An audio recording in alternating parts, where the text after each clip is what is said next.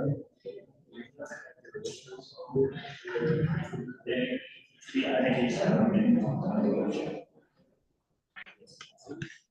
old ones in the book. Maybe you're right.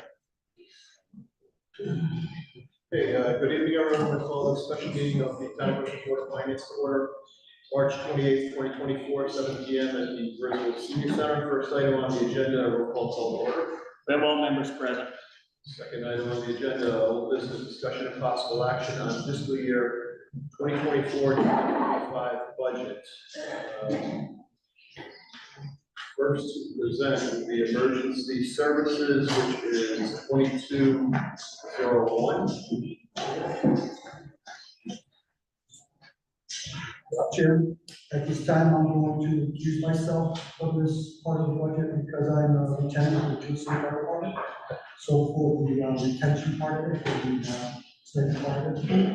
Okay, thank you. All right, we will, let's start then, Chief.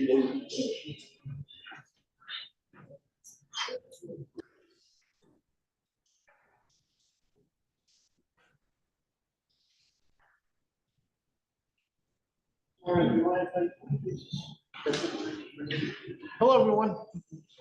How's everyone doing today?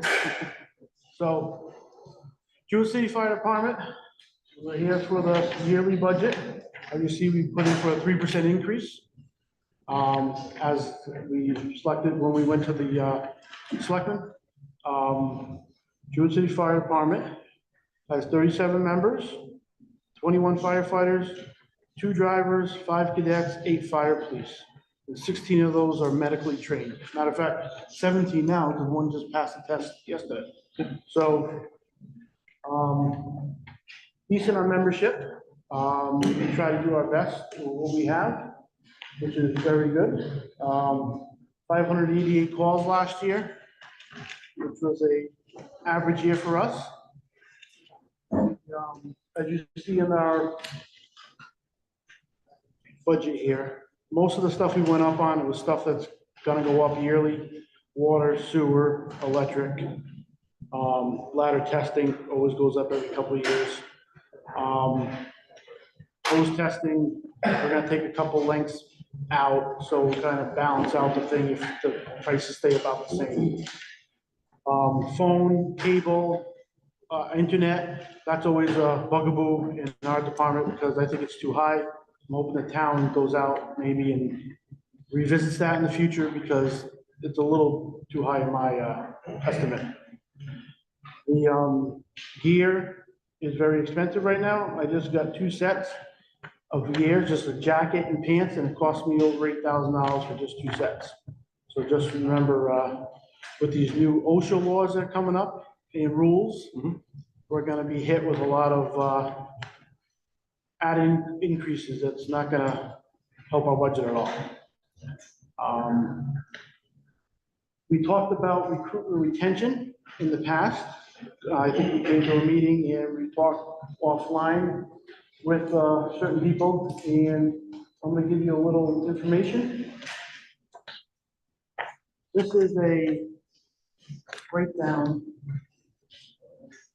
the last 5 years and kind of what we're kind of looking for projection. It's also gives you the protection part and the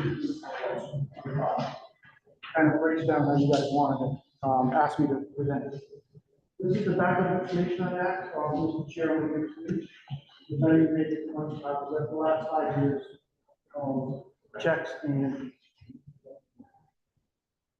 also we give you this is our projection, which you asked for. This is the breakdown of what we think we're going to have to be as close as we get. This is going to be the biggest check here that we're probably going to have or going to have. So I want to give you a breakdown kind of where we're going and where we're going to end up, hopefully, or pretty close to it. I'm going to keep it in depth, but this is also just the people here, your role, some new people are not. all meetings and what we do. Trainings, I do have, two EMTs going to class now, almost finishing up. So they'll hopefully be testing out in the next month or two. Should be. And, we'll have 2 more EMTs, which is nice. What that saying is with all the EMTs that we had this year, which is gonna be close to 7, 8, 9. A lot of money going out for trainings. Last year, we got hit with the Fire 1 trainings. This year, we're getting hit with the EMT trainings and all the gear we had to purchase. So that's my budget in a nutshell. Also, you want to pass this out? This is the flyer that we passed out. Everyone should have seen these. Hopefully, all the mail person passed these out. These are the flyers that we sent out for, as both Jewish City and Grizzle on it together. What that is kind of lets everyone know in the town who we are, where we are, what we do, and that we're volunteering.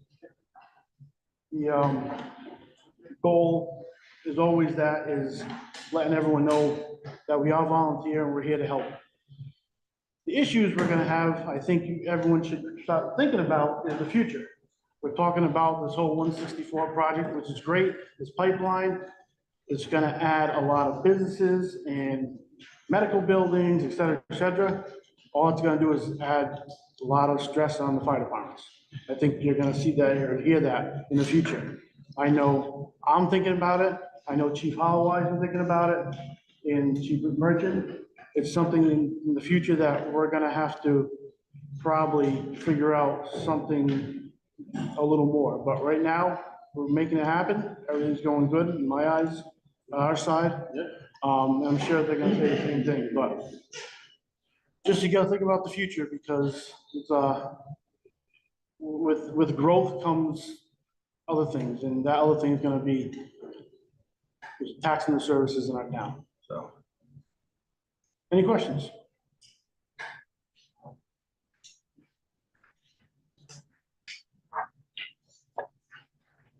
Should I have a question? Sure. So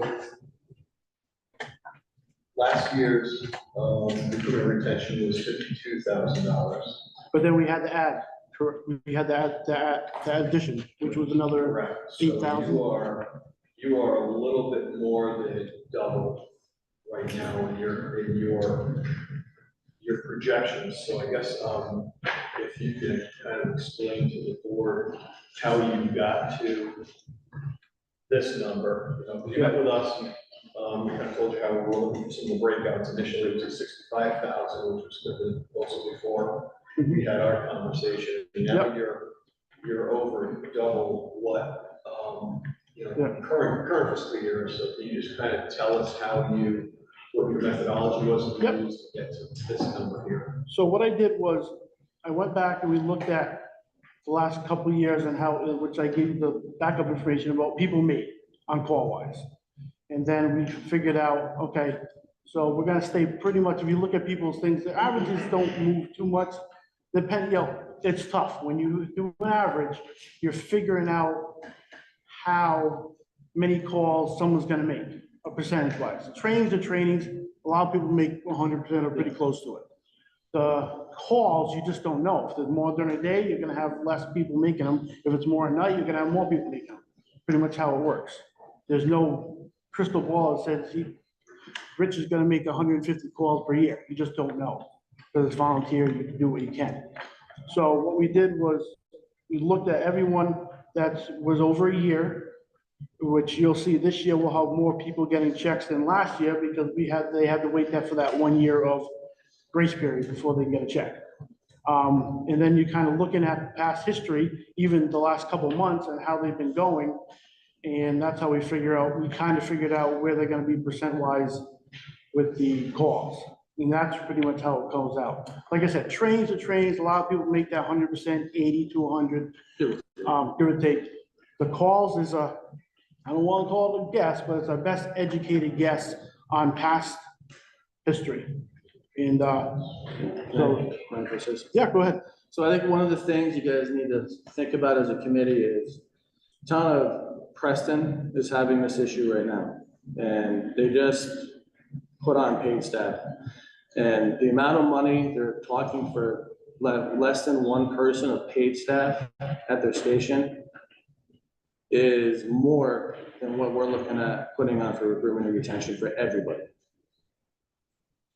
So I think for the future, that needs to be thought about when you're making decisions on this, because when the infrastructure comes in, with the amount of personnel we have right now, and I'm not gonna speak for Griswold, but Jewett City, we're making the calls. And that's because people like getting a t-shirt. They like having the banquet, bringing their spouses and their family to a banquet, because the spouses take more damage than we do going on calls, honestly. And it's very important that we show the appreciation that they're volunteering their time, not just go to trainings and hundreds of hours of training, sometimes per month, but also the whole year, to have a banquet, a t-shirt, a sweatshirt, just something to show pride in their town and their community. And I think that goes a long way. But the town of Preston right now has to use grant money to put on paid staff, which, as I hope we all realize, is a big mistake. But one firefighter could cost over $100,000. Mr. Chairman, Go ahead, sir. you said one person in Preston is making more than 92,000, and what exactly does this person do? Save your life. No, what does he do? Is he 24/7, 7 days a week? What is A full-time person, they're looking at putting on full-time staff. one person? 2 people. Well, One person is over $100,000. Now they're gonna put $200,000 on in the town of In Preston. Preston, 2 people, 200,000. Right, with less calls than we have. You wanna put paid staff on at our station, you're looking at our town, you're looking at a minimum of 4 people per shift. And we make that percentile by volunteering and asking for less than what a person that's being paid one time costs per year. Just to say thank you, incentivize, go to trainings, go to calls. And I think that's something that seriously is misunderstood. And I think it just has to be said, that's all. next town over over that way, they have a budget of 316,000 for 2 people. Which town Paid. is that? Lisbon. They have 2 people during the day, and they have an LER at night, which they call it, which runs the So ambulance. they don't have a volunteer fire. They volunteer too, combination. 2 people can't do it. If there's a fire, you need as many as you can get, just how it is. But you have 2 people to run during the day, that's there 24/7. And then at night, they have 2 people that's called an LER, which runs the ambulance. They get paid $6 an hour or whatever it is, just to be on call for an ambulance. But still, their budget, if you look online, is $316,000 just for that. That's the busiest day I've had in Jewett City, it's just volunteer, has been 10 calls in less than 1 day.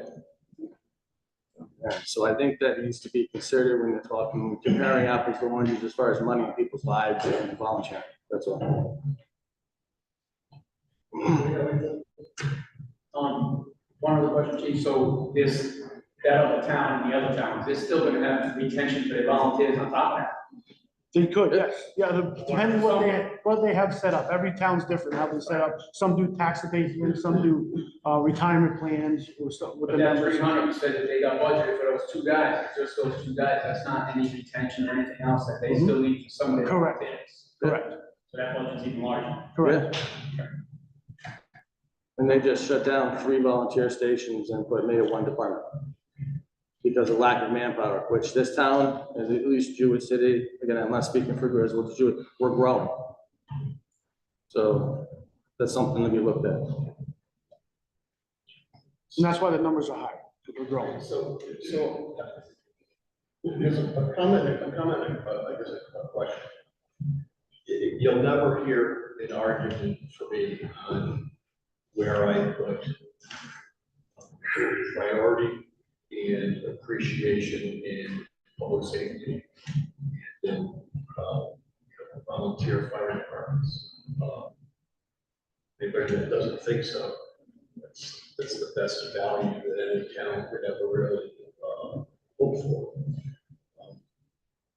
So I certainly can do appreciate what it is that you all do and the sacrifices that you have to make, not only in personal safety, but in time. personal lives. And somebody's ever been in public safety, and they have absolutely no idea how to be able to really understand that. The one question that I do have, and I'm looking at the number, and, you know, you came back and you gave us exactly what we're looking for, and you broke it down. You have 5 additional members, correct? 5 additional, correct, from last, well, I'm predicting 5 more checks, 5 yes, new members. correct. So your, But you can't look at that because I know where you're gonna go with this. because it's other about members- $6,800 Yes. each for those 5 members. It's not those 5 members, it's the other members on that chart from last year that should, gonna make more this year because they're actually fire EMT now. They're qualified, so they're making more calls. So their numbers are gonna go up. So as they gain qualifications, that payout number increases? No, as it's well? just as they can go to more calls, they show up more. And you have seen that, you have that, and I'm looking for you to do it, so you have that historical context to be able to show that, when somebody gets this, and this, I'm seeing. Yes, we have one guy, Colt Burgess, I'll call him out. He was low last year, now he's making 40-something%. You know, there's a big difference from 15, yeah, and a couple people, we have 3, 4, maybe 5 this year are gonna get will have their license. So they're actually gonna show up more calls because they're not waiting for their parents to bring them to the station. Okay. Yeah. Makes sense. For me, I'm looking at just the numbers, and I'm I trying to understand. connect the dots. Yeah, because one of the big aspects is, a lot of those, when we started a recruitment retention push a couple years ago, a lot of them came from high school. So now they're all growing up, they're gonna be, people that just got their license, and now they're getting qualified to do stuff, so Colt's probably the 2nd highest active person in the department. Yeah. He just got he's working on his EMT right now, so. And the other aspect of that is they can stay up later. Yeah. So they're coming to calls later. Yeah. So, Which is great because night calls are tough to get people to, and the ones that can show up at certain times, so which is nice to have extra people on calls. It's a good thing, the numbers are going up, it's really a good thing. I know it's bad on your part because of financial wise, but it's good that people are showing up to go to calls and stuff. I remember a couple of years ago when the 2 of you were here, you couldn't find anybody, you know, we bushes, and, you know, you weren't sure how you were gonna be able to reach that, so. it's good. one of the largest aspects to having a lot of people at those calls are, we got a larger population now as far as obesity goes. And it takes a lot more people to take people out. When I'm dispatching, we're sending people out for lift assist all the time. Because it takes more people now to handle these calls. And with the new OSHA regulations coming up in the future, you're gonna hate the conversations coming up in the next 10 years. So it's just gonna cost more and more and more and more money. And it's a bigger tax on the volunteer system. So.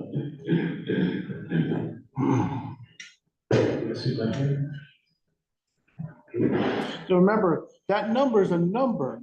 If we don't use that number, the money goes back into the general fund. If you do that line item for that. That's why I put those other line items too, like the T-shirt and the flyer and the, you know, because those are how I thought you guys were gonna do it is, this would be a line item, this would be a line item, this would be a line item, this would be, if you don't use it, then it'll go back. Correct, that's. Okay. What else, I have one question. Yes. Your column on percent trained, Yes, is that, so is that standard training that's all 51 members? yes. Yeah, we have to, it's about how many we do a training a night, every Tuesday nights are training nights. And then we have some occasional weekends or. Yeah, we have, especially EMS, you have what are called continuing medical education. And every EMT and EMR is required to keep up to almost 40 hours of continuing education throughout their certification period. And that's not optional, it's a requirement. There's not even, it's standard price, there's no, it doesn't matter. And that's an additional, let's say 40 hours, 80 hours of training on top of getting the firefighting and the in-house training a lot of the time. But luckily, we're trying to keep it easy for the volunteers. So we do it on a Tuesday night when we already have the system put in place and people together, so. So And the trainings are good because you have to train to do what we do. You know, and OSHA makes us do it. You know, we have the regulations that we OSHA have to go Sunday. by. So we do a lot of training. Matter of fact, our live burn is coming up on the 21st of April, so that's something they have to do yearly and stuff like that, so. Thank you. Thank you. Chief Colorado.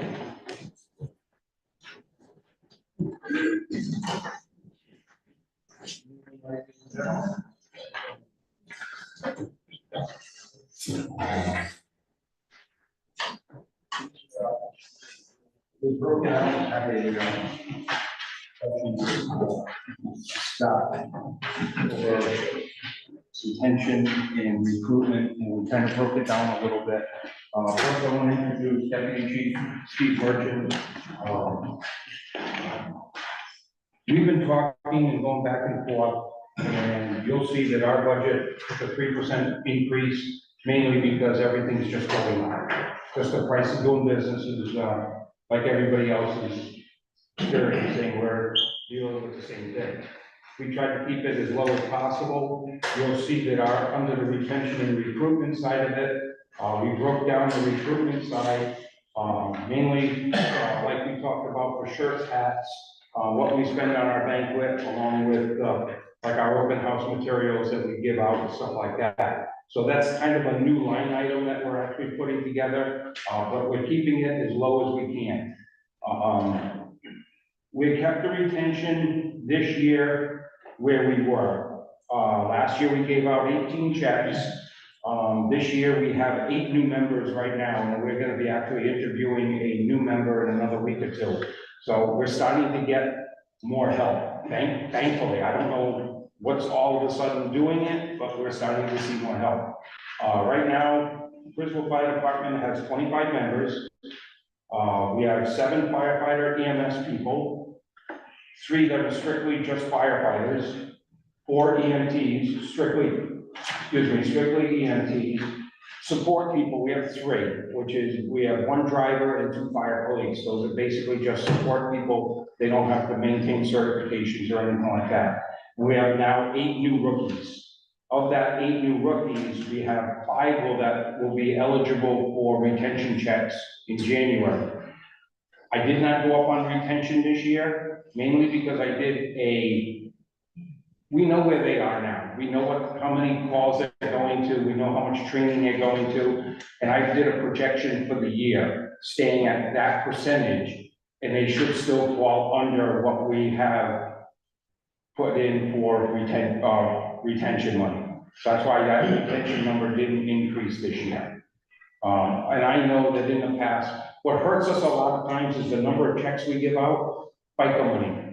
We gotta do FICA, we gotta pay the governor, we gotta pay the president, we gotta pay everybody, but, you know, unfortunately, sometimes that FICA money has caught us. It's caught us in past years where we've actually taken some of that FICA money out of our budget to pay it. This way, we don't shortchange the volunteers. I don't, any questions you have on my budget?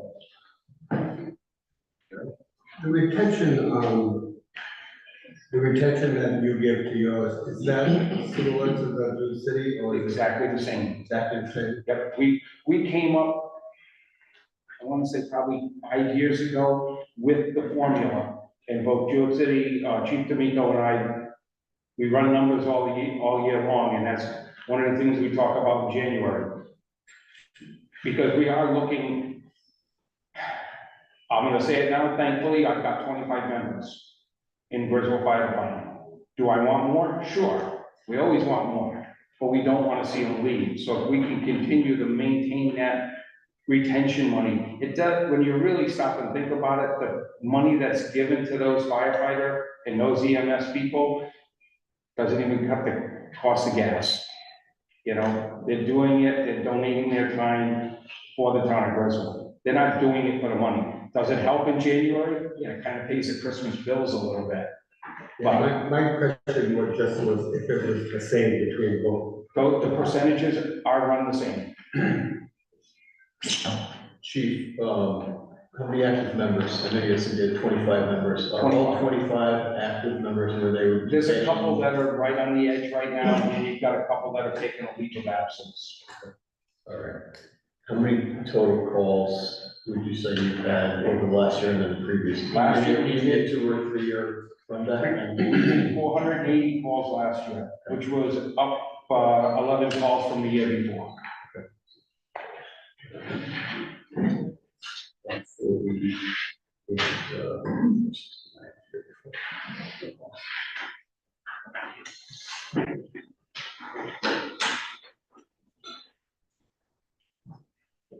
Any questions? All set, thank you. Thank you.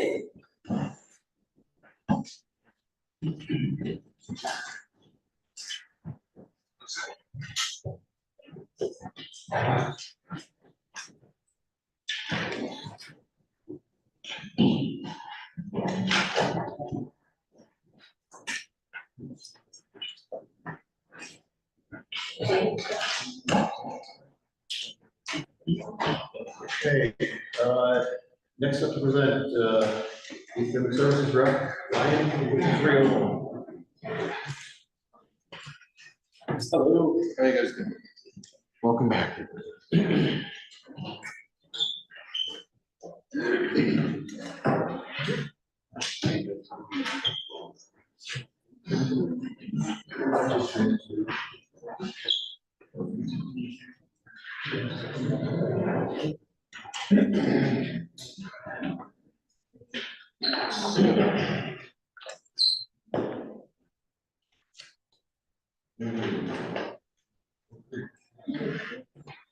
All right, so I'm here to explain probably the most confusing budget in the town. We're 2 departments. We're Youth and Family Services, and that's services for at-risk youth, family, social type stuff. And then you have Parks and Recreation, which is recreational programming that's financially self-sufficient for all ages. So it's 2 different paths. On this first page, I just kind of showed what goals we achieved. Last budget season, we got a full-time assistant, which has been amazing. The programs in here could not have been done without our full-time assistant. His name's Phil Michelle. He actually went to the youth center, and he went to summer camp, worked his way up, and now he's my co-director. So he's actually created a second shift for our department. So like right now, he's at the middle school running adult basketball, a new program we added because we had extra help. We could never have done that before another person. So on here, I put goals for next year and the 5-year goal that we try to stick to. Which honestly, this is a clear picture now that we have a full-time assistant, because in the past, we spun our wheels quite a bit. We have a lot of foundational programming that takes a lot of time. That's hugely successful, so we don't really grow. So it's hard to project what we want to do year to year. We're just kind of sticking with what we had. But now we actually can project because we have help. We have a person that actually can come on and add more programming without an additional expense. What I mean by that is like 4-H camp, we're doing a 4-H Grizzle vacation using UConn's Extension Center next year. Phil's going to be trained in that. So without having a person that's a one-on-one, is me, I'll be the one doing it. We have part-time staff, but again, it's hard when you don't have full-timers. All right, so the second page, basically the questions that I was asked to give you, I hope I answered them clearly. On the right-hand side, you'll see total served, 902 people. What that means is if you had a child in summer camp went all 7 weeks, that person isn't counted 7 times. That person's counted 1 time in this total. Underneath that, more than 1 programs, if they're in more than 1 program, is 244. Residence rate below that. The GHS referring towns, these are a lot of our programs, we create our feeder programs into like a basketball or even going to the school. There's a number of kids that went through our summer camp program created friendships there. I have a student from Norwich that goes to Grizzled High School because of the friendships he built going through summer camp. So we're kind of like a feeder program for the school. So I included the referral count. Not the unknown 95, we're guessing they're residents, but we didn't include it in residents. We're guessing the residents because usually if you live in town, you don't write Grizzled. You just write an address, they don't include Grizzled. I don't know for sure if they're Grizzled, I'm pretty sure they are, but I didn't include it. Also, this doesn't include contractual programs. So if we have like the Skyhawks coming into a basketball program, they run it as a clinic. Their whole staff takes on all that responsibility. But we don't count the kids that go to it. We know 40 kids go to it, we just don't count where they come from. Like, we don't ask for that information. But going forward, we're going to start asking. So next year, we'll actually have that data too, because it actually increased our numbers, because those students are not included in this, even though we have all these other programs. And on the left-hand side, you'll see the difference. Last year, we didn't have a full-time assistant, less, programs and events. This year, we have a full-time assistant, so we can add more. The revenues, they're looking for last year, 146,000, give or take. Without summer camp and basketball, 0. All we were doing is our foundational programs. Whereas if you look now, we're taking the baby steps of actually growing a full recreation department with Hopeville 55K and youth wrestling, which is a little over $16,000 in revenue. Before I move on, any questions about that? Because those were questions from the board. I just want to make sure it's clear and give you your answers.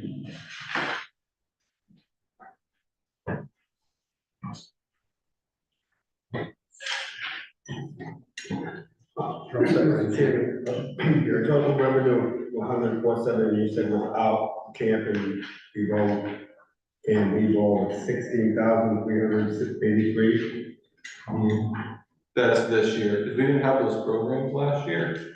But you'll also notice that's year to date to the 25th of this month. So we collected $104,000 already by the 25th of this month. And then if you subtract out 16,000, that's the rest. So that's the difference. And if you want to kind of make this easier to understand, $25,000 is youth basketball, all the rest is summer camp. Outside of that 16,000, this is an easy way to think about it. Are these amounts covering the cost of what you're? Yeah. So if you look at like summer camp brings in over $160,000. The program itself last year cost less than $150,000. This year it's $151,000. So when we create a program, the idea of a recreation department is to break even or make a profit. So like if you look at our summer camp program, if you're a resident, there's a discount to $110 to enroll right now. It costs $91 a child to create that program. So 136 kids per week is a break-even point for that program. So we always achieve it. It's built on that foundation of achieving it. And then the grants to the bottom right, that's youth and family services. That covers basically payroll. The top one, the $14,000 grant, is a matching grant. So what that means is in the budget for payroll, we have more than 14,000, but 14,000 of that is the matching to the 14,000 that's deposited in the general fund. That doesn't go to our budget at all. All the rest are deposited in the payroll or used for payroll.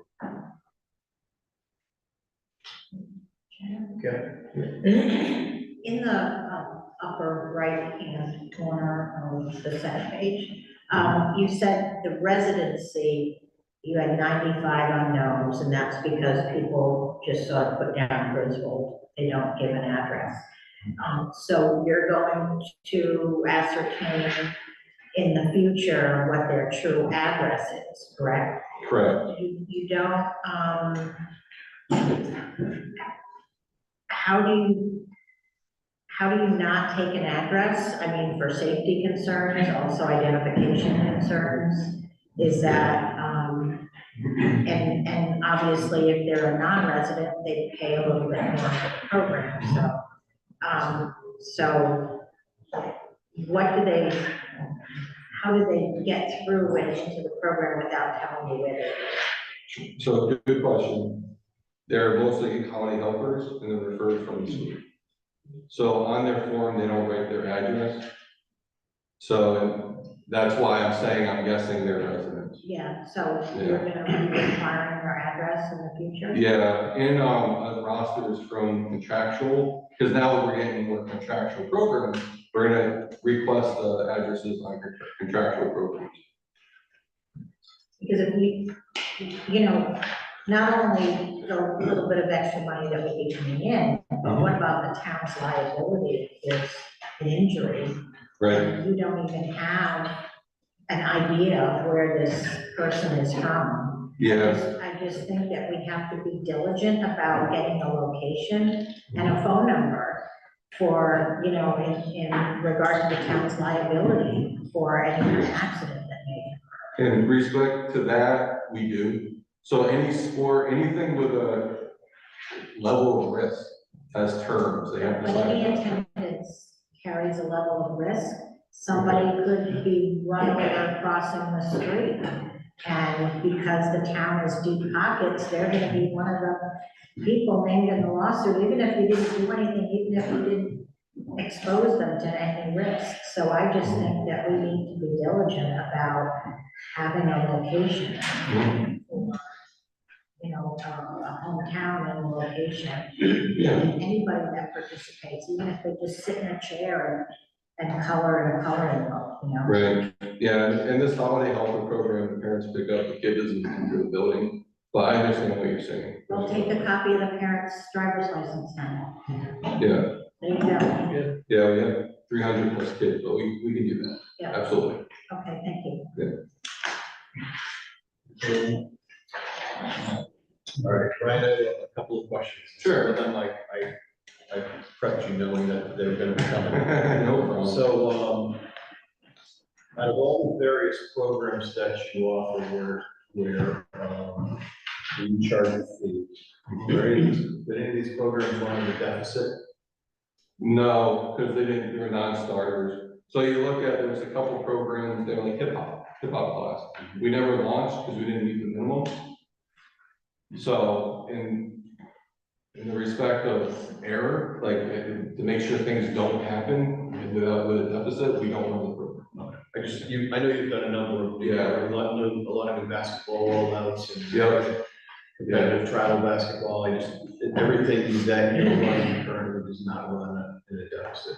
Correct. So it's break even. That's correct. Okay. Yeah. So the other question that I had is, last year at budget time, you had put in for it really was only a half-time assistant at the time. And there was quite a bit of debate among the board, and one of the comments that you made was that if you were able to get a full-time assistant, that your programming, your revenues would double, because now you had two people that were doing that job where that was the money that was being realized, and the revenues of the program that was being realized by just you doing it. So now we're a full year, well, we're almost, not really a full year, we're 9 months into the year at this point. In the last 3 months, are we going to hit the double in the revenues that you had told the board that you were going to do? So with our budget, so the specific answer is no. And the reason for that is if you look at our budget, there's no wiggle room on adding new programming because everything's laid out and you'll see revenue return. That means the money comes back in. What I wasn't clear about in that meeting was, so our youth center is at capacity. We're not expecting to build new programming at the youth center. With the assistant, we have to go outside the youth center. And in the morning, we have actually homeschool. That's there 4 days a week now. But we cover a morning shift, which is me, and then afterwards, and it's a drop-in, it's not a drop-in, it's a services program. So you have the coordinator there. So afterwards, we added more programming after hours. And to achieve a new revenue, you have to put money in to create a program that creates more money. Whereas in our budget, we kind of have it's the stack deck, like it's the deck stacked against us. Because we can't build new programming, because we don't have an allocation of, extra money to use. So all I can do is take what we have now that's new, and that's time, that's a new person with a new shift that can create new programming opportunity, which you see in 3 sheets of new programs in here. But in order to achieve that revenue, we can't do it this year, but in the long term, we definitely could, which I'll kind of explain later on. I just can't promise that now or next year. So in all fairness, I want to say this. First of all, I think you do a tremendous job. I think you work very hard and tirelessly for the youth in our community. I think that, youth family services, I think, rec is critical. But I do feel like this board was sold a false bill of goods. That you made a statement, revenues will double. Give me my full-time person, I need a full-time person. And they're not, and you're sitting here now saying, well, no, I mean, and I'm paraphrasing, but essentially, I've got my full-time person here, and no, my revenues didn't double, they're probably not going to double, I don't have any place to put them. I would have thought that you would have known that last year, should have known that last year. I don't know why people voted a certain way on this board, but I think they were enamored by the fact that they thought the program was going to grow and those revenues were going to double. And clearly, it's fallen short, and I don't see that gap being closed. So Yeah, we need to be extremely careful with what you're trying to sell us in trying to grow your program, because it's fell far short. And then I understand that, I never meant that, because if I said it was double, that means we'd be bringing $300,000. I understand. Which, I mean, that'd be wonderful, but like realistically, no. But, okay, so that's, I guess, if you go to the next 3 pages, those are all new programs that were added in. We did soft openings, and here with soft opening, it's basically trying a new program like youth wrestling and trying to have a smaller footprint. So you can project out how big the program will get. And in this budget, what I'm really up against that's frankly frustrating every year is if I build a new program, I have to inflate my budget with expenses because the revenue is supposed to come at the end of the year. And it balloons the budget, which is not a proper representation of what we actually do when you get revenues back at the end of the budget. So that's why if there's any, well, if you jump page the foundational programs, those are just the foundational traditional programs to do, the modifications we included with the new assistant.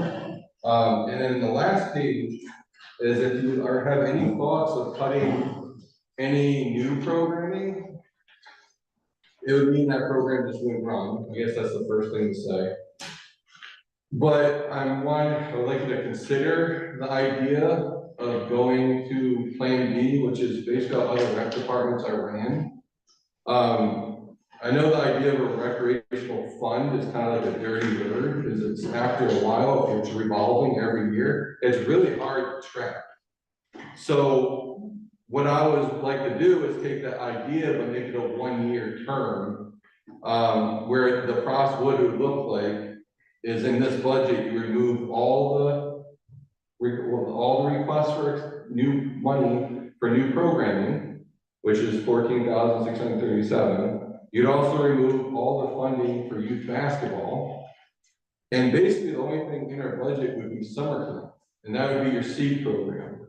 So all the revenues would be placed into this annual recreation fund, and then you could actually use that fund. So you're cutting $27,000. You'd use that fund to run all new programming plus basketball for the whole year, and at the end of the year, you would get it back.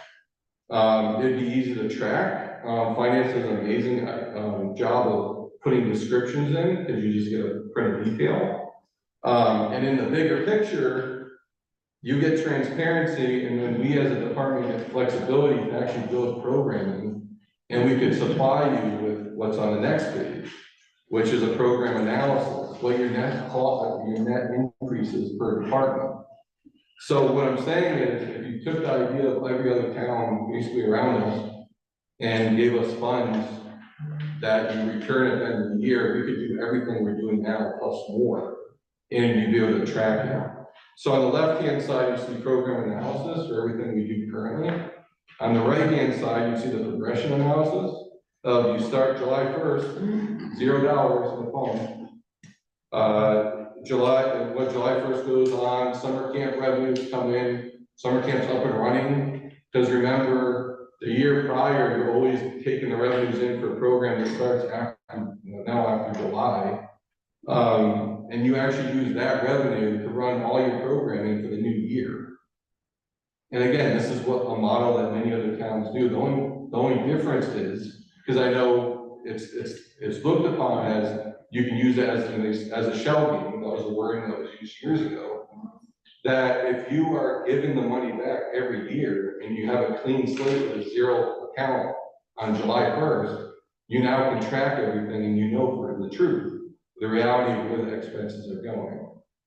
And you actually could tap them, kept on this 50,000 in the fund, we can still run all the new programs using that amount of money as we keep going in now.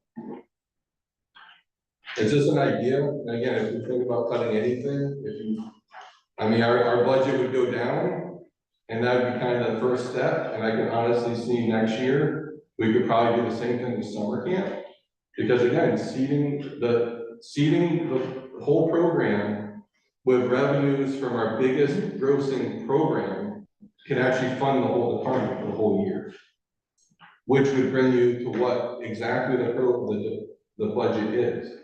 It's a net budget. 475 something thousand on paper. The truth is, we're going to bring in $200,000, and that's with the old programming. So that's just a thought. I'm putting it out there because again, the one thing I hate this program to do is get to the point that it's spinning its wheels again and it can't grow. But more than that, I hate increasing my budget every year for things that we know we're going to create a revenue on in the end, which is the same model that other towns have been using for decades, if not longer.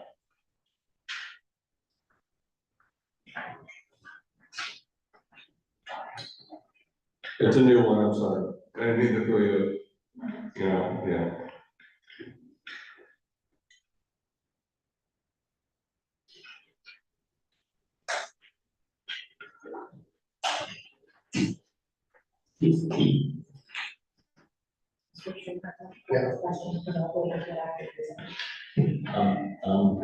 Still digesting, all right? I have a couple of questions to some of the new programs that you're starting, or have started. Adult basketball, you already know my questions about, in town, out of town, et cetera. My other question is adult basketball, what's the male female breakdown? This is the male league. We tried actually doing a co-ed league, but we had I think it was one person. And what about for the youth basketball? Youth basketball? For a female league for youth basketball? You had youth basketball, I thought. Yeah, absolutely. So it's,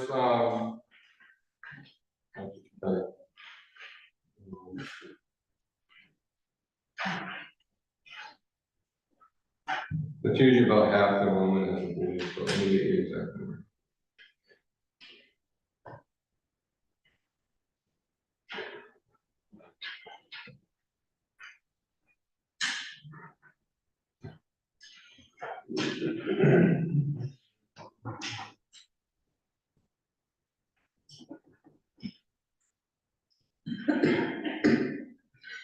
There are all these various programs. Do you track them internally with sub-accounts? I don't, no. We used to when we had a recreation fund, but now all the revenue is just going to rent fees and expenses and line items.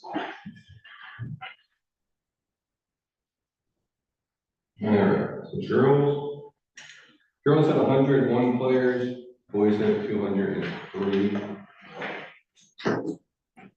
And youth wrestling, I would assume that's all male. No, it's about 10% female.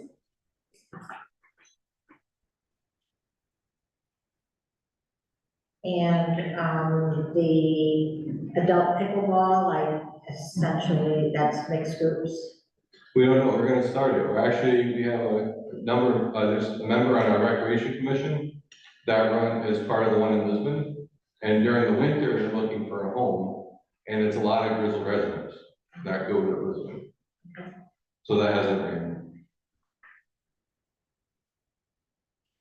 So, back to the, maintenance of records for revenue and expenses.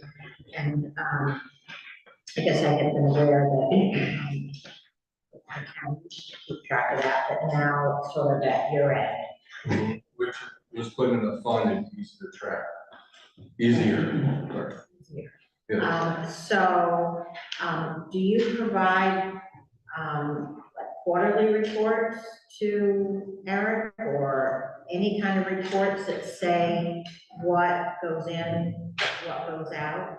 Give me a sense of how often you report to Eric what you have, because you're in an unusual situation where you're really sort of in charge of a pretty large budget with not a whole lot of oversight.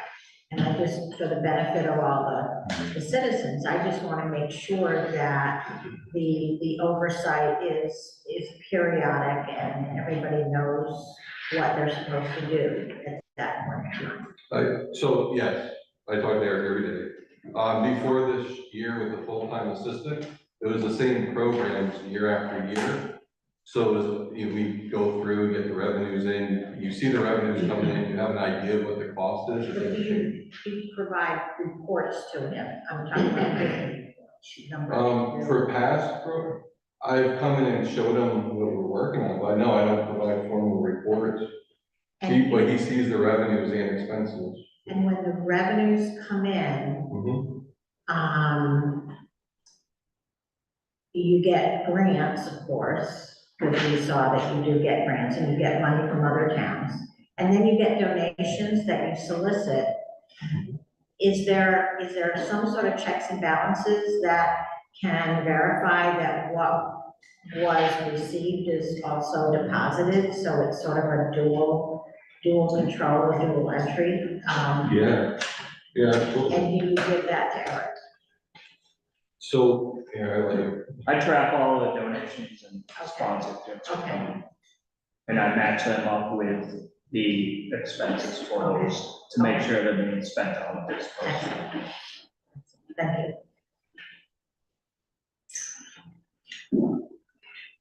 you. Just for clarity, so I understand what you're proposing for the future. What you're looking for is seed money at the beginning of the year to fund, which will be reimbursed once all the tuitions would be collected, instead of doing it as you go. Sure. So, good question. The money that would be used is actually revenues coming into the town. So I'm not asking for money from you guys. I'm actually asking to use the revenues to put that in the fund. Like it was done years ago. And that's the money we use to create new programs. And again, if that's something you want to cap at like 50,000, you could. But basically anything under 50,000, we could run everything. Where's that money come from? That's a throw. Fees. From, Okay, so basically the fees that you collect just keep going back into that fund to fund that, the new programs will follow in. that's correct. In other towns, they just keep that fund revolving. Yeah. Whereas in this case, we wouldn't. We'd clean it out and give it back to the general fund and start from zero. Gotcha. So anything above what that seed fund is comes to the town. Exactly. Yeah. Gotcha. And every program we build is built on the foundation of breaking even or making a profit. So it's going to grow. Right. Well, I got you, just.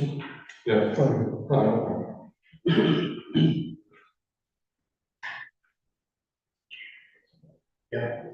You made a comment about, something about, the youth center and that it wasn't gonna be expanding and that some of the space, maybe I misheard you, please correct me, was being used for kids that were homeschooled, is that what you said? So we're considered a support services location, so 4 times a week, you have like, they do history, they do art, they do play, they do theater, and they use the facilities from, and I'm there, I'm the supervisor for it, but for 9 to 1-ish, sometimes till 2.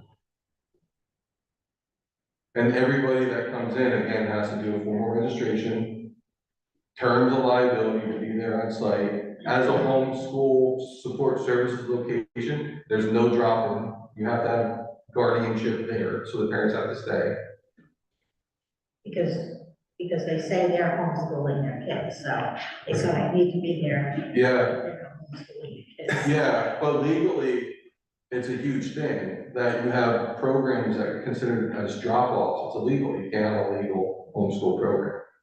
So that's the term, that's why it's important that you said, I guess. And has this started yet, or is this just a concept? Yeah, so the meeting after we had the full-time assistant, I started thinking about it, because I always want to see the youth center busy, 9 to 1. And once the budget went through, then there's actually a local group, hundreds of members that live in our area, most of them, a lot of them are Grizzly. I don't know why, but and then they're looking for locations. They go to Norwich Rec Department lets them use that, Slater Library, Norwich Library. So it's a destination. So if you have a child, they look for destination programming. So all we are is a support service. We're a new destination, which honestly is amazing because a lot of these kids wouldn't have that social environment if we didn't offer this as a location. Again, they're on with their internal families. So that's the way I look at it. That's a very positive thing for kids, especially when they're sitting there singing and having a play about like the Peanuts show. It's amazing, and it's something that we actually could offer because now I have 2 people. I have me in the morning, and then I'm there for the youth center, and then Phil's there for the youth center, so it's both of us. And then after that, like Phil's working from 9 to 8 to 9. So again, it's 2 different shifts. And that's the big picture of programming is I'm not gonna add a bunch of revenue because honestly, I can't do it with the model we're in now. But we could, I'm not gonna promise I'm doubling stuff, but we could for next year if we have an internal fund that we're using a revolving seating program, the new programs.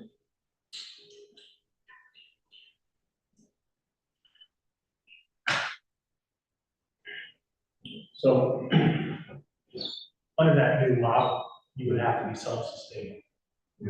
What if you weren't? So recreation, if you look at the recreation side, yes, all self-sustaining. Yeah. Youth center, it's at-risk programming, there's no revenues there coming in. So yes, every program from the very beginning is built with a break even. And the example of that is, like if you have a cost, there's a break even point, I always go about 10% more than that for residents, and non-residents pay about 30, sometimes 40% more, depending on the program. So it's always built to make a profit without making the resident fee high. The idea is to have a good fee for residents. Non-residents, they want to be part of a program, sure, so be it. But again, residents are the focus. That's why summer camp, 5 and 6-year-old program is only residents. We let no non-residents because it sells out so quickly. And then for all other programs, non-residents can't actually enroll for summer camp until they 18. So you give the residents all this time to fill up every spot we have. And we did up to 63 more kids this year. But that's what we added. That was always in the plan. It wasn't because Phil's here. That's just the plan of growing the program. But again, those are going to be given to residents first. And the seed money, when we're talking about this revenue fund, a lot of that funding is Care for Kids money. Care for Kids, if you have a child and you work, you're not guaranteed it, but you have a good likelihood Care for Kids is going to pay for your child to go to our camp. They pay us later than some towns would like. But in this case, it'd be after July 1st. That money and like payments, maybe we have families that are hardships that have to qualify for lower fees. They're paying us week by week, things like that. All residents, no non-residents are allowed to do that. So all that money after July first is what's gonna fund everything we're gonna do after that. Mr. Chair. Have you ever had any times where people just didn't pay when they were supposed to? In hardship situations, yeah. And what amount? So if you are actually, I have it. So we have this financial assistance, so I open a residence for Griswold, Tuesday. So it could bring 65% off your bill, so bring it down to like $40 basically a week. And you could go up to maybe $60 a week. In that case, we've had maybe a couple $100 or more not paid in a family with a hardship. So it hasn't been, none of these people who haven't paid have put your programs underwater? No, because Care for Kids usually pays 100% of what, like not the payment, but what we're asking for the payment, and that usually covers everything. So something which you're presenting that you change to, that wouldn't be a problem? No, it wouldn't at all. And again, there's a 10% contingency built in every budget for that reason.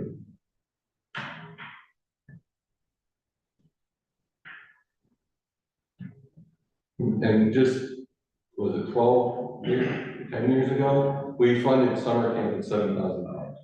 Then we changed the whole budget, and now it's merged, and then we started doing this ballooning budget. So in the past, we used to run summer camp at $7,000.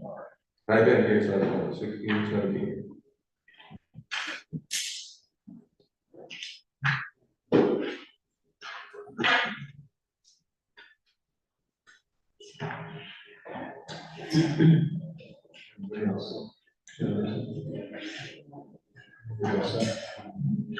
Thank you, Ryan. Yeah, we'll move on to 8501 capital.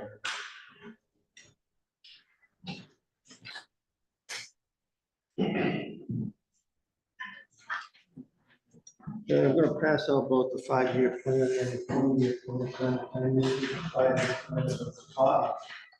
Focus mostly on that.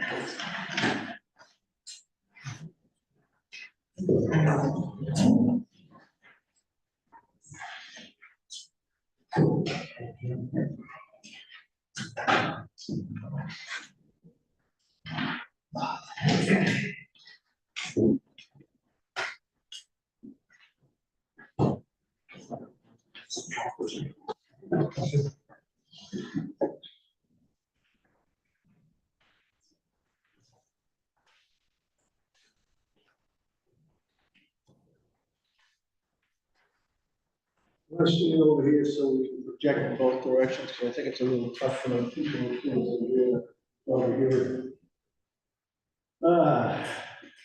Right, first off, the capital committee wants to thank the Board of Finance and the taxpayers for the extreme extra money we got last year allocated to the road fund. That was certainly a big help. The budget requested the finance board for this year on the 5-year plan is $1,929,313, and that's after the cuts that the Board of Selectmen had requested. Again, it's another year of almost budget. You'll see as we go through the 5-year plan there that we need to be funding that somewhat more than what we are. Again, this year, there's only 3 requests that exceed $100,000. The first is funding for the road repair, which is $1,179,000. And next is a street sweeper that's over 300, but we're asking for 240 because there's some money that has come from NIP funds. And I'm not sure if there wasn't some that was allocated in an earlier year. And then the third one is Chromebooks at the complex, school complex of $132,500. So those 3 items alone consume $1.551 million of actual budget, which is about 80% of the funds requested this year. Before we dig deeper into this year's budget, let me point out a couple of changes that we've made on the spreadsheet. And that is, that's on a few line items, I've actually put in a 5% rate of inflation, just to show, on those items that are repetitive every year, how that cost is growing even in the 5-year plan. For instance, on the top line there, the Chromebooks for the schools, they started 132,500 this year, and in 5 years, they're up to 161,000. And on the road fund, we're starting at 1,179,000, and in 5 years, we're up to nearly $1.5 million for the road fund. But that was one of the changes. The other change that we've made is that we were budgeting things out over a period of 2 or 3 or 4 years to kind of make the bottom line come out the same, so it wasn't big ups and downs in the annual budgets.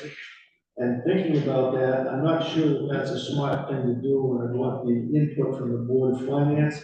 And the reason I say that is, I think it's better off to put the money into one piece of equipment, get that bought this year, than to spread it out over 3 years, and you're catching that inflation for all the pieces of equipment. So if you think that's a good idea, just let me know, and we'll continue to do that. Well, let's see what else we got. That was the last comment. Looking ahead to next year and beyond, the average request will amount to about $2.4 million. And that's in constant dollars. That hasn't taken into effect the inflation. So assuming the 5% inflation over the next 5 years, we're going to be looking for close to $2 million in the budget 5 years out from now on, 5-year budget. This year's budget doesn't fund any other very expensive items such as engine tankers for the fire department, or dump trucks for the public works. Looking forward to next year's estimated funding requirements, we'll be looking at over 2.1 million, a $643,000 increase over this year's request. That's the request, not what was funded. This will be about 2/3 of a mil increase just for the capital budget. As I've said in the past, maintaining our capital assets is very expensive, but not maintaining them is even more expensive. So stop right there, and you can look at that 5-year plan and ask me any questions, and I'll try to answer it. So,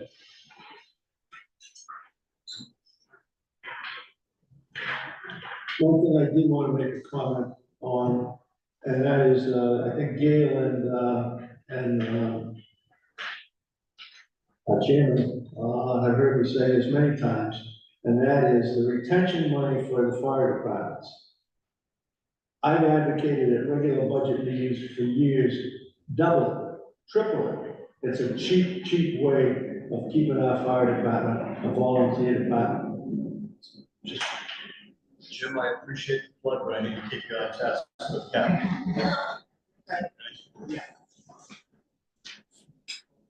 So any questions or thoughts and comments on the 5-year plan?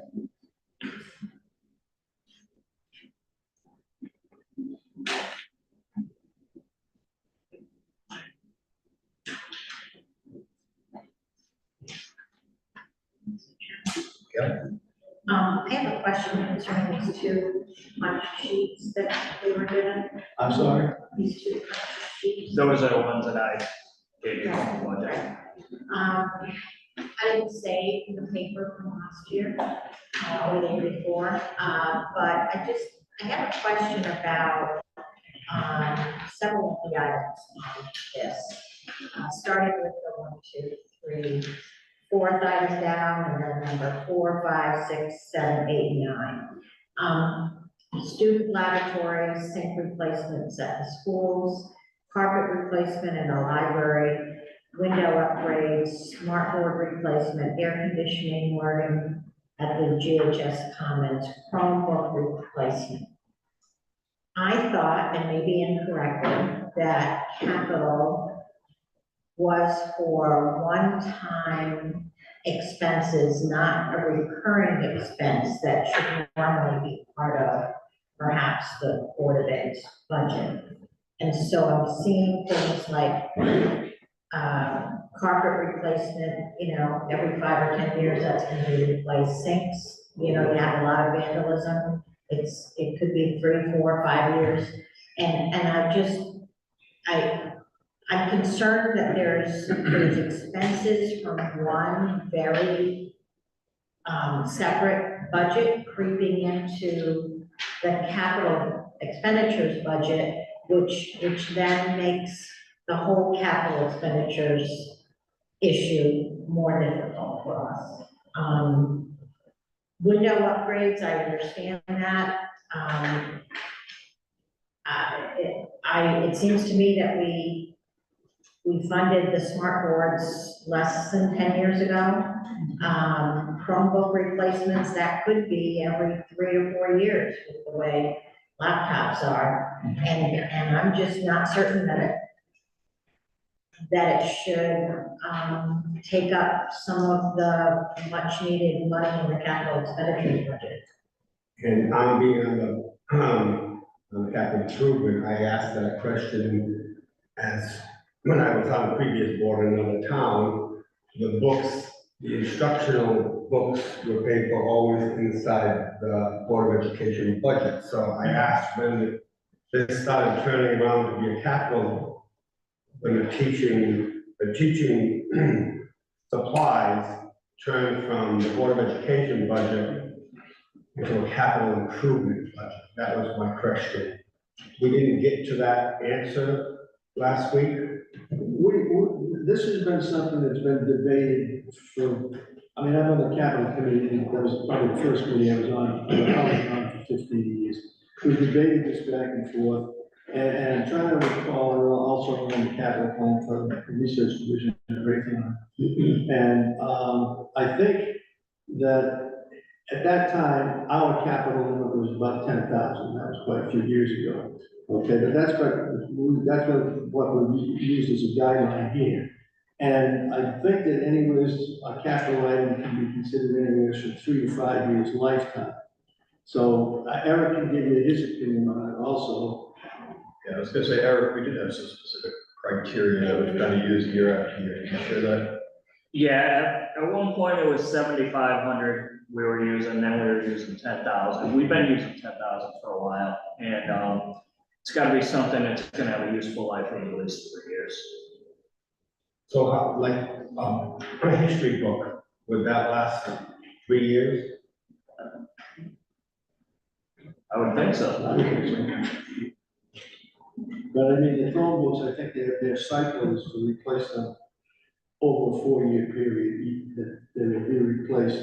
You'll buy a quarter in the first year, a quarter in the second year, so on and so forth. And then at the 5th year, you'll be starting over again. Mr. Chair. Go ahead. Just for clarification, when you're talking, he's asking about textbooks. Yep. Okay, yes, they can be used for more than 3 years, but if you're buying a set of history textbooks, you're not spending over $10,000 Yeah. typically. Is that correct? I don't know what history books cost. Yeah, they're a couple $100.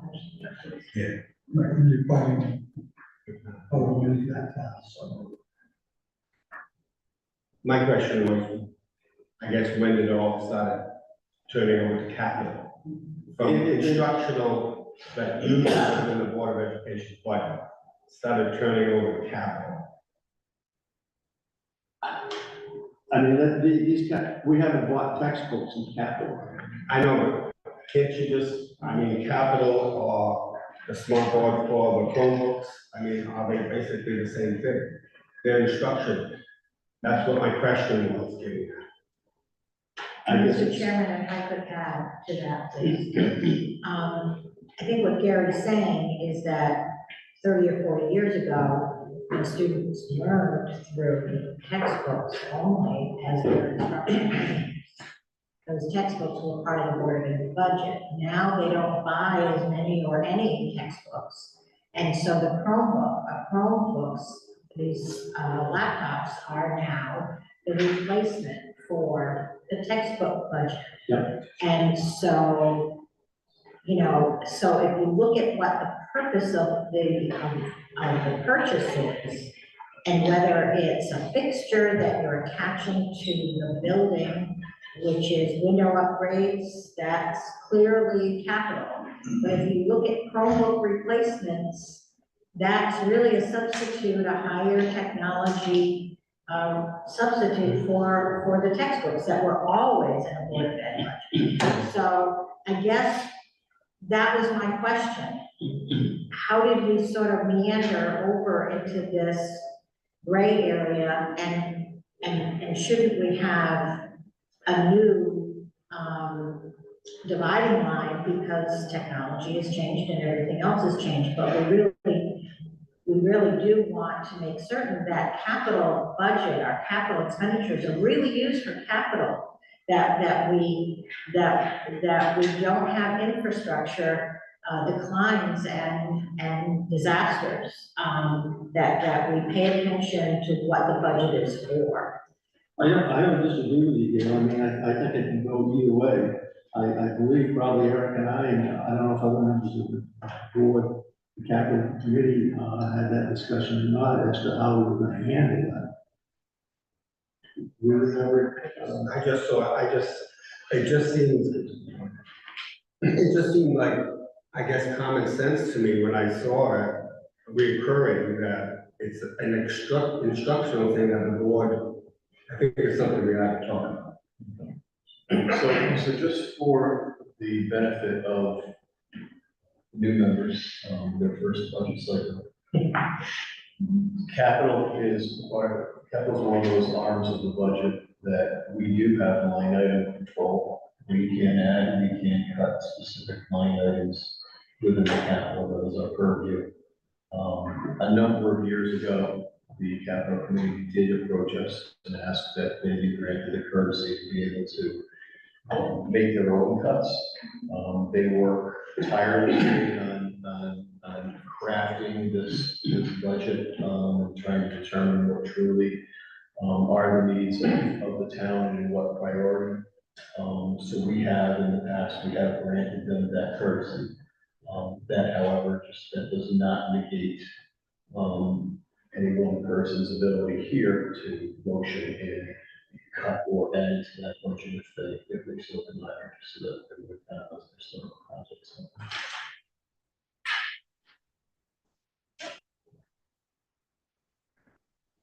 So, Mr. Chairman, what are the parameters for something to be on the capital budget?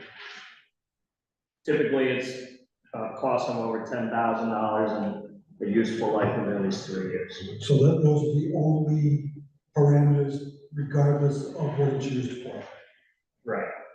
as of right now. So that's why you're seeing the Chromebooks Yeah. and other things. We haven't stipulated that it has to be building or anything of that nature. No. Okay, I just wanted clarification because I don't think I still want repair was not included. Repairs now. Repair is not included. I mean, there was a question for repairing, I mean, for fire extinguishing maintenance and repair.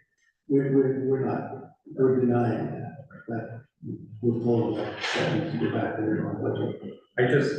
I think I just see like a creeping, because of maybe what we have for regulations.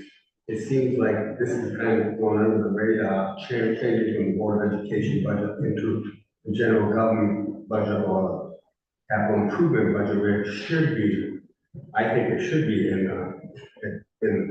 Board of Education. I think what might have happened was, I think they might have got Chromebooks through a grant during COVID.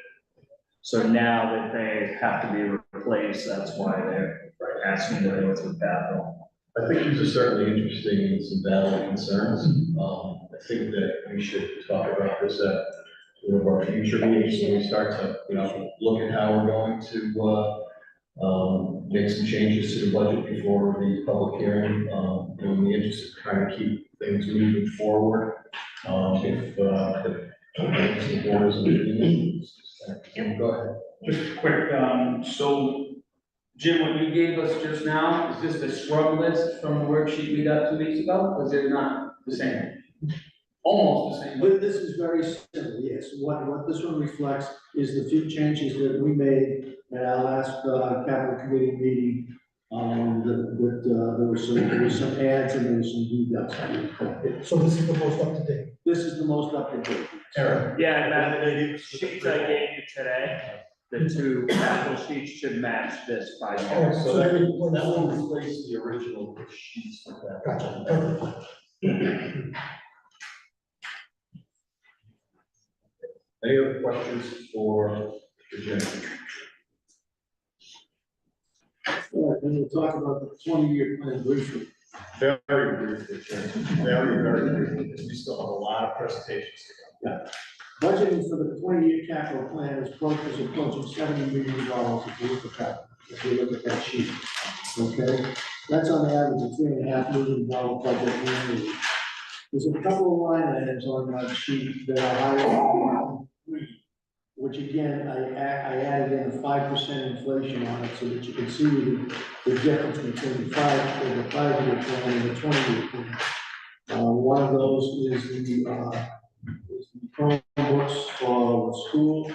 That purchase of however many it is for this coming year was $132,500, I believe. Yeah, and in 20 years at 5% inflation, it's going to be $335,000. And the road fund was $1,179,000 this year, and in 20 years, it's going to be at $3 million at 5% inflation. Okay, I think 5% inflation is a very, very conservative number. And towards the end of the 20-year period, we're gonna have replacement costs of halfway through it.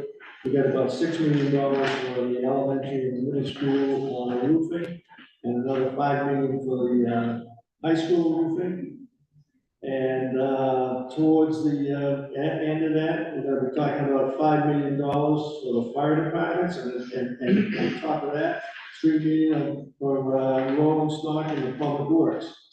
And those are not, which is not at this point, another $3 million annually for maintaining the roads. For the most recent road study, the estimated cost of necessary repairs for the roads is nearly $13.5 million before factoring in inflation.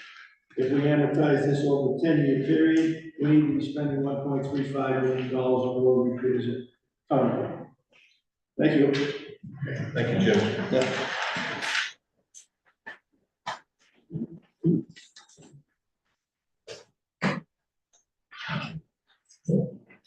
Next up, 6101, Mario. Yes, good evening. On my budget sheet, line item, 201, professional services contractual. There's an item in the far right column, $28,250. And under notes, that's for a housing plan consultant and updated and maintenance of the town's GIS system. Under the previous administration, the first selectman made the call not to go forward with the state required mandated housing plan. I have contacted the Southeastern Connecticut Regional Planning Agency that had been doing consulting work for various towns on preparing a housing plan. And I did get an estimate from that group to help with Griswold's housing plan requirement. But again, the previous first selectman took the position that I guess she tried to determine that if you did a housing plan, it would mean more housing in Griswold. So that project never got done. And the other item that's listed there is upgrading the GIS system. The GIS system was originally prepared in 2006. Base mapping is very much outdated. I use it quite a bit. The assessors department uses it even more. The state is flew last year, so they're going to be providing updated photogrammetry that's available to all the towns. So the consultant will take that base mapping and replace the current 206 mapping that we have. We have an RFQ out for the GIS system as we speak. So that's pretty much straightforward. And the only other item that's on the budget again is the line item 5629, State of Connecticut MS4 program. That's another one of the state's unfunded mandates. Every year they go up, they require more work to be done. They also mandated that all the MS4 program has to be overseen by a professional, a licensed Connecticut engineer. We've consulted with CLA engineers out of Norwich. They do several of the southeastern Connecticut communities. It's been working very well. There's a lot, what the MS4 program is, it's involves a municipal storm collection systems, catch basins. And it's all designed to benefit the Long Island Sound. I mean, we're so far away that any pollution that's currently in the sound, I don't think it's coming from Griswold or Preston or these towns, but we're all obligated to conform to the state requirement. 30,000 was in last year, and it's in again this year. But that's pretty bare bones budget. The only other increases are the union and insurance things that are on the first page.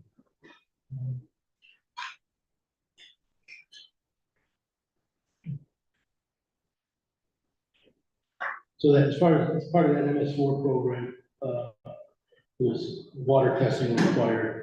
They look for nitrogen, phosphorus, and mercury.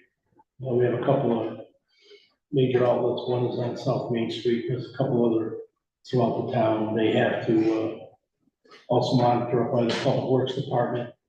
And there's a requirement that the Public Works employees have to be educated as to the MS4 program. So that'll be something that will be done this spring by our consultant.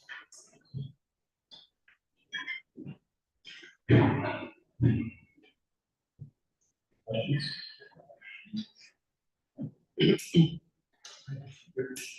you. Okay, 1401, elections and registrations.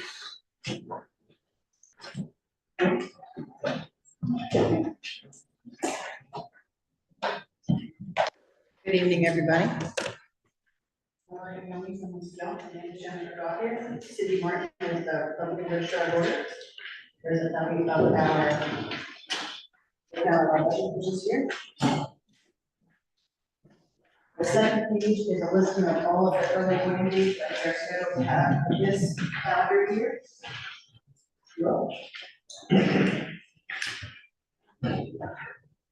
We tried to do a good job of breaking down the budget this year between what we would consider our typical budget and what the early voting budget is. If you look at our spreadsheet, the third column is this year's approved budget. So we started with a $73,344 budget from you from last year.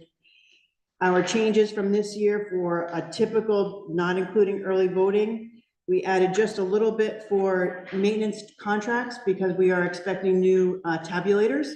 So there is a slight increase there, but we are only asking for $76,309 for our non-early voting budget. So just a very slight increase from last year. Our early voting budget, though, was a request of $51,767.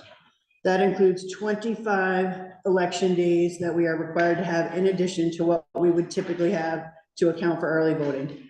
They are mandated, we have to be open, they have to be manned by a certain number of people.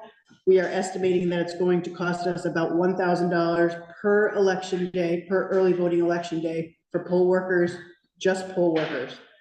Other than that, There is some additional money for early voting that we asked for to do one mailing to all 9,000 voters sometime between July and hopefully right around the primary time, so that people, once we have the date set, the location set for the November election, try to notify every registered voter at least of what's coming so that they know what's going on.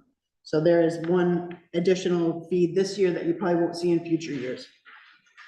We added, if you look at our, there is one column for the notes. I tried to break down exactly what the costs were for each item so that you know exactly what we're talking about, how much it's gonna cost for ballots, how much it's going to cost for the canvas. We don't have a canvas this year, it's only in even years, so we'll have one this year, but you won't see one in the budget for this coming year. Maintenance contracts, no difference. And you will see on the right-hand side, the selectmen's proposed budget, what they agreed with and what they didn't. Theirs doesn't change much from ours, except for a change to the registrar, what we requested for registrar.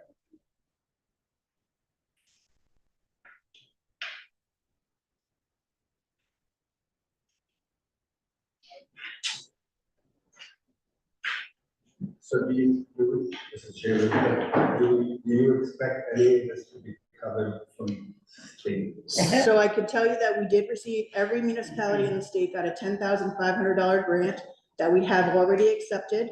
Has it been paid yet? Yeah, we received this. So we're gonna draw the funds for whatever we use between now and July that wasn't accounted for in the budget. We'll try to draw from that first. Soon as that is done, we'll be digging into whatever we have for our regular budget. As far as future funds, there is currently no dollar amount included in the governor's budget, but the Secretary of State has requested up to $25 million to include new tabulators for all of us, plus some money for the towns. But session doesn't end until May 8th. There's nothing been decided. There's. So you're not gonna include that possible income in the budget? I would prefer not to. Yeah, I would prefer I'm not just to. asking the question. I just want to know if there's some possibility and if it's included in it. There is a possibility. The Secretary of State is really gunning hard to get registrar's money and town's money because it is very expensive.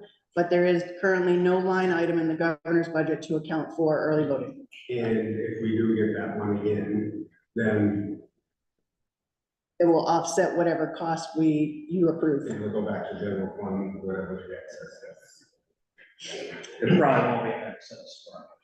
Well, I'm talking about, they fully fund the early vote, they fully fund it. I think we would be, I think we are hard pressed to guess that they would pay for everyone's early voting. It's been my experience, and the discussion at the Capitol has been $25,000 per municipality. Whether or not that's true, I did not include any of that. I didn't make a mention of it because it has just been discussion. There has been nothing in writing and no bills proposed.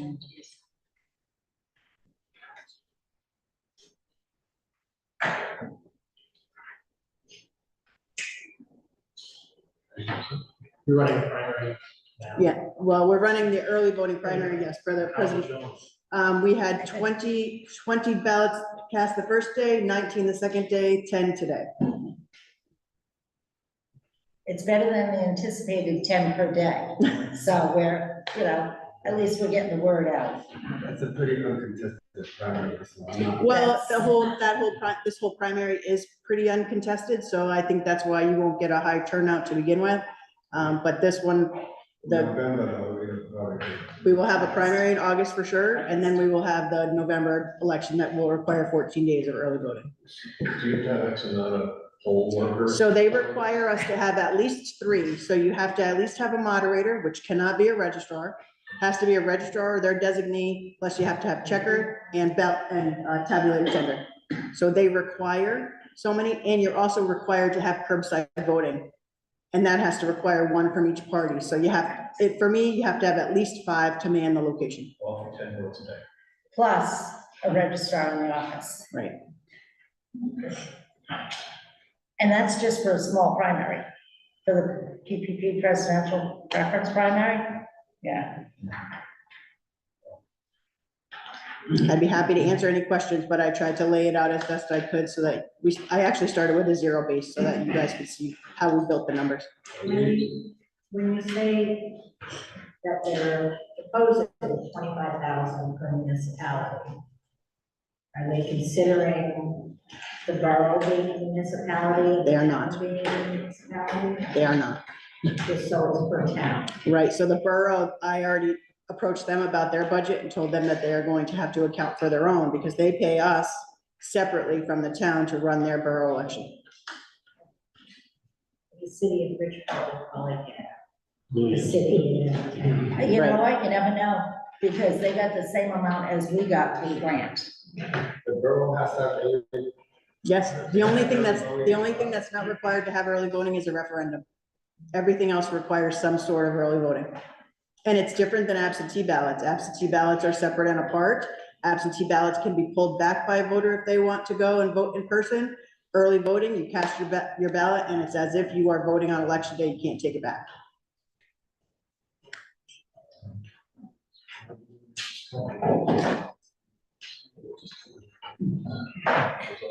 Thank you. You're welcome.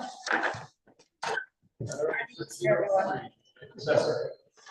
One more. I will discuss the assessor budget, since we unfortunately can't find one.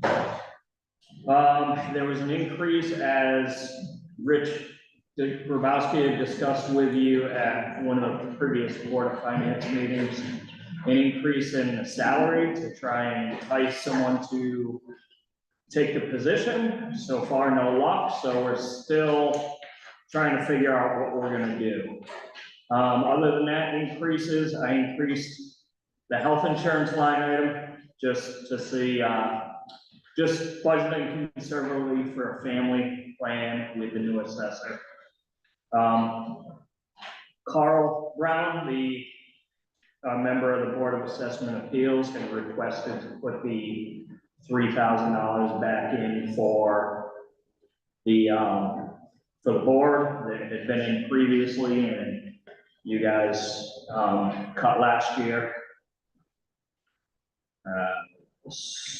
They are the only elected officials. Because They give you we are getting. Other than registering selectmen. Right. And town clerk and tax collector, but the only board. Yeah. Yes, sir. Why the water has to be cut? Was there the reasoning behind it? Nah, just because they always got it. That's the reason. I don't know.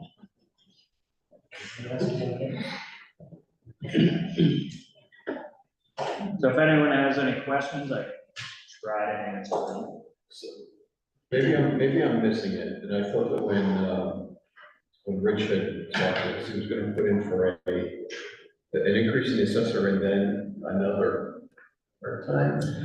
Yeah, he had discussed that, he wanted to, but I had told him that, well, for one, the budget's gonna be tough this year. And I thought that the workload would be a little easier with the new software, because there'd be a lot of elimination of the double entry that the assessor's office has to do now. So I guess where I was gonna go with that, I was hoping that that was actually in here. Are we seeing no applicants because that market is so incredibly tight with the likelihood that we ever see anybody assume none? Or are we seeing it perhaps in conjunction that adjustment at 75 is still not high enough to garner any interest? So There are 13 other towns that are currently looking at the local assessment. Statewide. Okay. I mean, granted, the salary is higher, we bumped it up higher, but, there are certainly higher salaries. So not counting, I guess, those cities and towns that are in central and western Connecticut, those that are more like kind of in this area, where we fall into, we need to be more competitive to garner some interest. I can get that list to you, because we did. I do remember, yeah. I think, Wallentown, they're going through a transition. And, there's been some discussion on towns just thinking that they're gonna have to have shared services.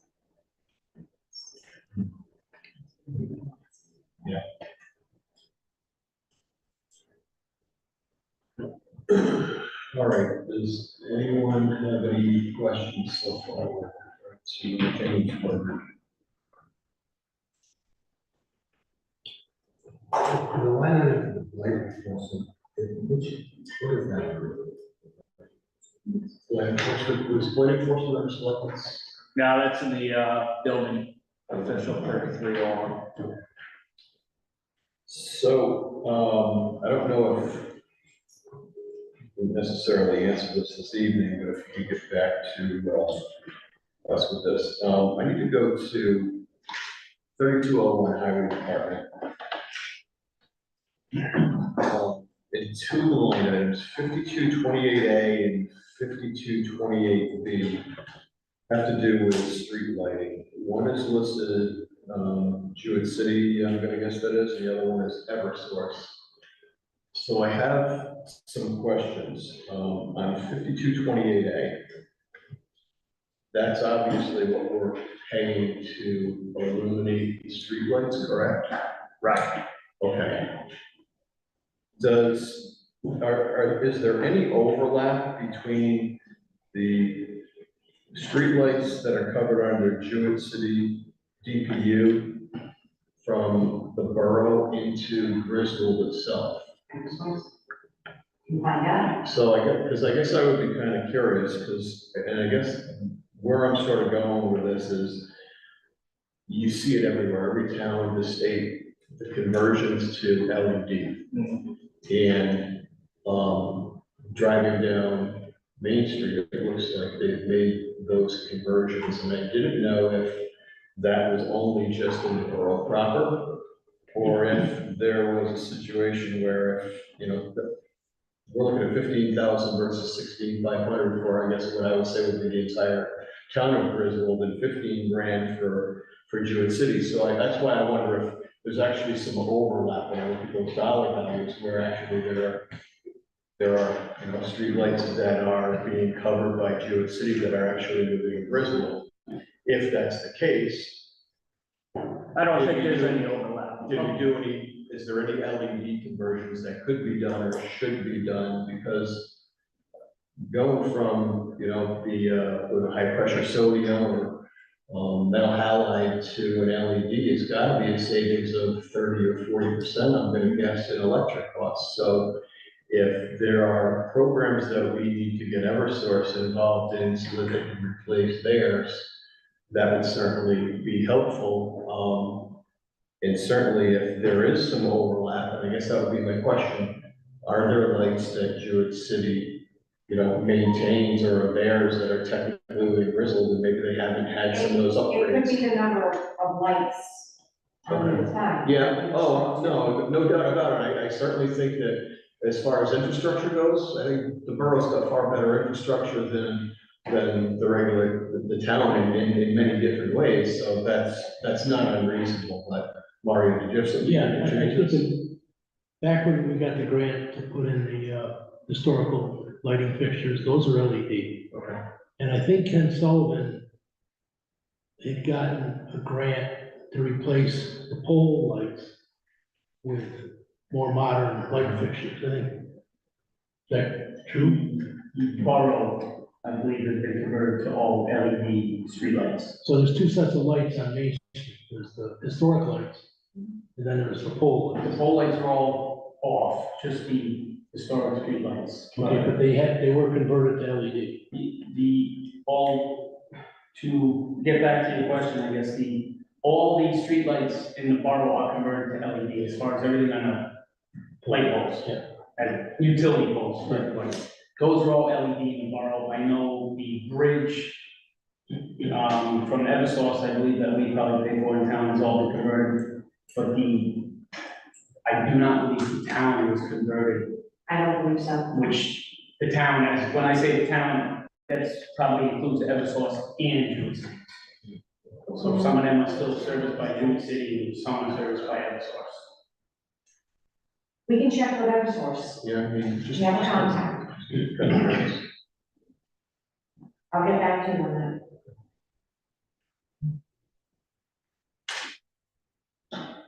Anybody have anything else?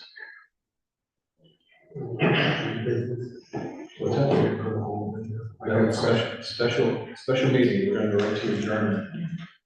Yep. All right, item number 3, adjournment. We have your first, yes, second, all in favor?